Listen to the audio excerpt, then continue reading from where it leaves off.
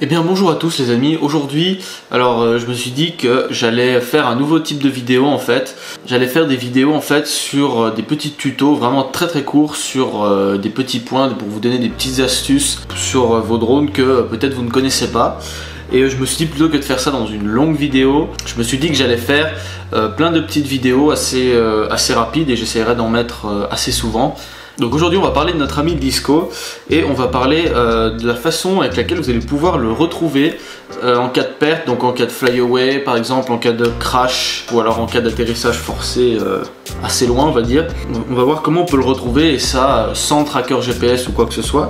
Donc on va aller dans l'application FreeFlight Pro, là j'ai juste mon téléphone, j'ai même pas allumé de Disco ni Sky Controller ni rien du tout. On a le menu de FreeFlight Pro qui est affiché ici, on va aller sur le petit logo Disco avec le nom de votre Disco, Disco Alex, voilà, on clique là-dessus. Et là on a un petit truc avec le numéro de série, tout ça, la version logicielle ici. Et on a une carte en fait en haut avec la dernière position connue du Disco. C'est l'endroit où il a été utilisé la dernière fois avec ce téléphone qui est indiqué ici. Donc on a à droite les coordonnées GPS de l'endroit. À gauche, on a donc la date et l'heure de la dernière connexion, de la dernière position connue.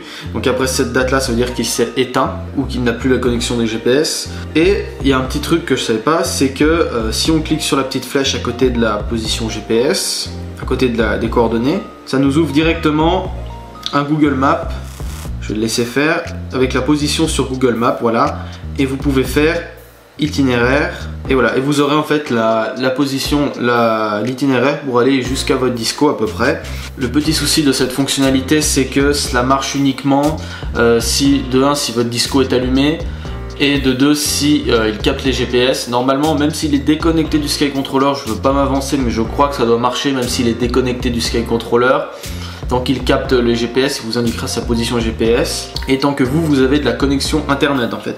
Vous devez avoir des données mobiles. Donc si vous utilisez comme moi une tablette, vous devrez sûrement faire un partage de connexion ou trouver un moyen de vous connecter à internet pour retrouver votre appareil. Et il y a un autre truc aussi dont j'ai pas parlé, c'est que là je vais aller dans Fly and Film, je clique sur la petite carte en bas. Et en fait voilà, vous avez l'orientation en fait, en fonction de comment vous orientez le téléphone, ça va vous indiquer la direction du Disco en fait. Et si le triangle qui est devant vous est en bleu, ça veut dire que vous êtes dans la bonne direction pour aller vers votre Disco. Après il faut que votre téléphone capte bien les GPS aussi, donc c'est une aide en plus si vous le perdez dans un champ de blé, un champ avec des hautes herbes, voilà. C'est tout ce que j'avais à vous dire pour cette petite vidéo.